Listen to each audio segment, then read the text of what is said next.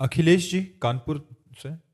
राधे राधे महाराज जी सतयुग में 10,000 वर्ष ब्रह्मचर्य से रहकर दाहिने पैर के बल अंगूठे पर खड़े होकर दोनों हाथ उठाकर मंत्र जप करने से जो फल मिलता था, वही कलयुग में केवल 24 घंटे नाम कीर्तन से उसी फल की प्राप्ति होती है। महाराज जी 24 घंटे किस विधि से जप करें कि उसी फल की प्राप्ति हो? कृपया विधि और निषेध का वर्णन करें। अगर एक दिन के लिए आप ऐसा नियम ले लें कि प्रातःकालीन 4 से लेकर प्रातःकालीन 4 अगले दिन तक बिना कुछ खाए हुए वो 10,000 वर्ष तपस्या करे, तुम 24 घंटे कर लो नाम जप या नाम कीर्तन, तो जो 10,000 वर्ष का वो फल 24 घंटे। कलयुग का बहुत बड़ा प्रताप है, पर कलयुग में मन नहीं लगता। सबसे बड़ी समस्या ये है कि सतयुग आदि में मन बड़ा वो मतलब इतना मन को साधे हुए लोग थे कि कहीं भी मन से भी कोई पाप ना हो जाए। अपना तो अगर मन छोड़ दो तो पाप ही करता रहता है, और मानसिक पाप का भी दंड दिया जाता था। ये तो कलयुग की कृपा कहो कि कल करे एक पुनीत प्रतापा, मानस पुण्य होए नहीं पापा। मानसिक पाप का दंड नहीं मिलता, नहीं और युगों में मानसिक पाप का भी दंड मिलता था। बड़ा सावधानी का प्रसंग है। भगवान परशुराम जी की माता रेणुका जी जब नग्न जी की संध्या का जल लेने के लिए गंगा जी के समीप गई, वहां देखा एक गंधर्व अप्सरा के साथ विलास कर रहा था। बस देखती रह गई। इतने में विलंब हो गया तो देखा संध्या का समय तो निकल गया, अब क्या करें। गई और सर झुका करके जल अर्पित किया। महर्षि जमदग्नि जी ने कहा विलंब का कारण, उन्होंने स्पष्ट कहा, मिथ्या भाषण नहीं किया। उन्होंने कहा गंधर्व अप्सरा के साथ केली कर रहा था, उसको देखने में हमारी रुचि हुई, इसलिए अपराध।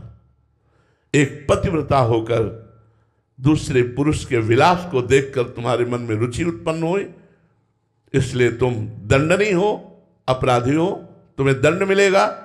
अपने पुत्रों से कहा उठो और इसका गला काट दो। किसी की हिम्मत नहीं हुई कि मां का गला काट दे। थोड़ी देर में देखा परम ब्रह्मचारी भगवत स्वरूप भगवान परशुराम जी फरसा लिए उपस्थित हुए, हर समय अस्त्र रखते थे। प्रणाम किया, उनका बेटा अपनी मां का गला काट दो।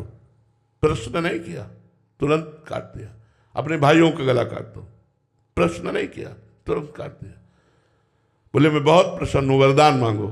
तो उनका मेरी माँ और भाई पुनः जीवित हो जाए, उनको ये स्मृति भी न रहे कि मैंने वध किया। सोचो, केवल गंधर्व और अप्सरा की केली को देखने का दंड दिया कि गला कटवा दिया।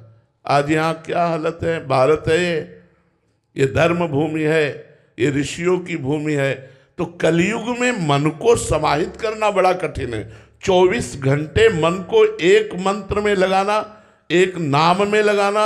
हम तो कहते हैं प्रयास करके देखो, बहुत अच्छी बात है। 24 घंटे न सही 10 घंटे तो लगेगा, आप लगा के देखो। प्रातःकालीन 4 बजे से अनुष्ठान लो।